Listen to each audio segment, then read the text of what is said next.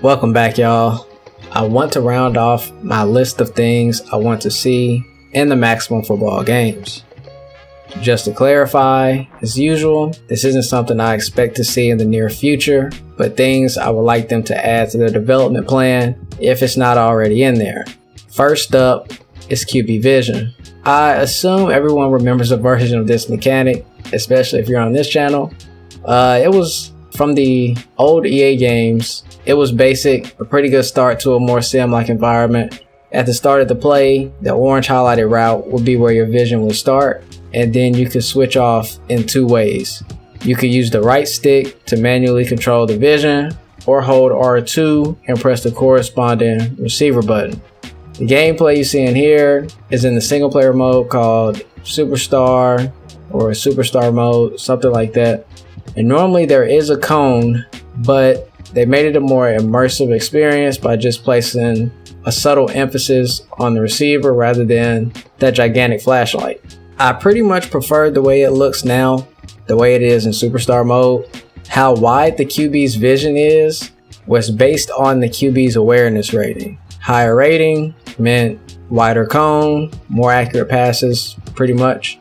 While it was a pretty solid start to emulating a quarterback's vision, it was never expanded upon. There was definitely some changes that needed to be made. Kind of consider it to be an unfinished concept. Now, I did some digging a few years back. I was hoping to find the forum where I thought this guy had a great idea. You can read his example here, and it's also linked in the description. He basically recommends swapping out the R2 button with the second corresponding receiver press. So if you select an initial read, you would start off by looking at the receiver, and then any other receiver would require a button press to get in position to pass, and then a second one to actually pass it. I thought this was the best way to keep it simple and not put players through a gigantic loophole. Another skill probably that should be tacked on is holding safeties.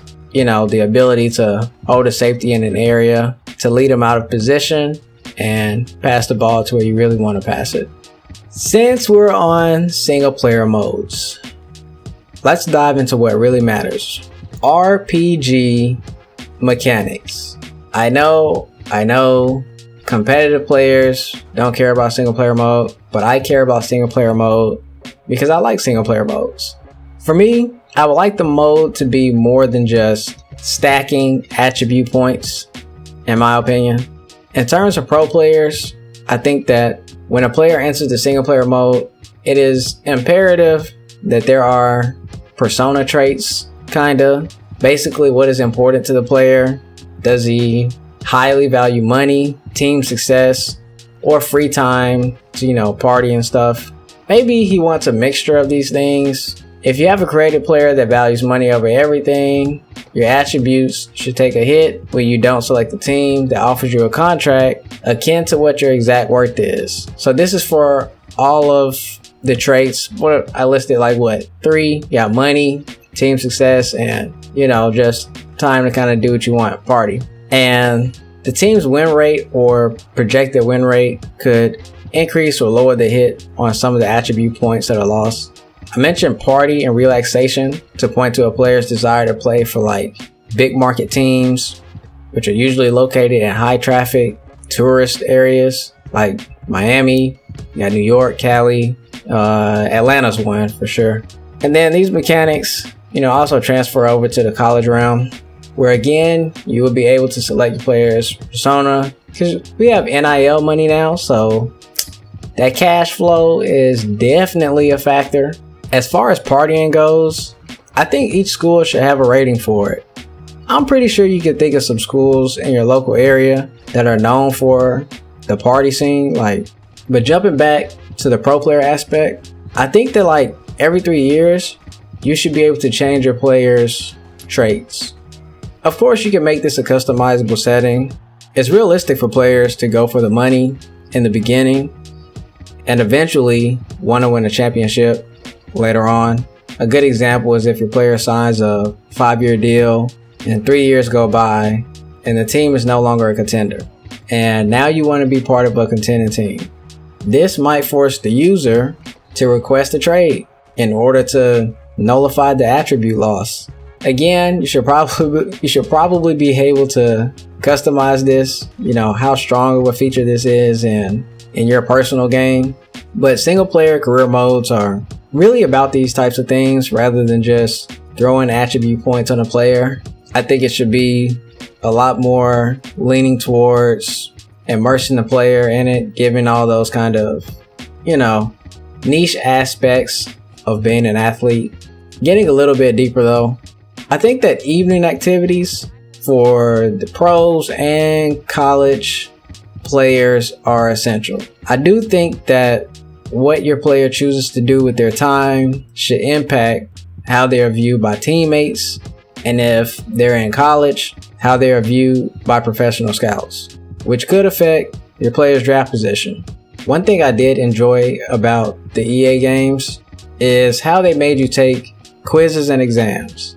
I know there's probably some people that didn't like it, but for the most part, looking back, it was a pretty wild feature.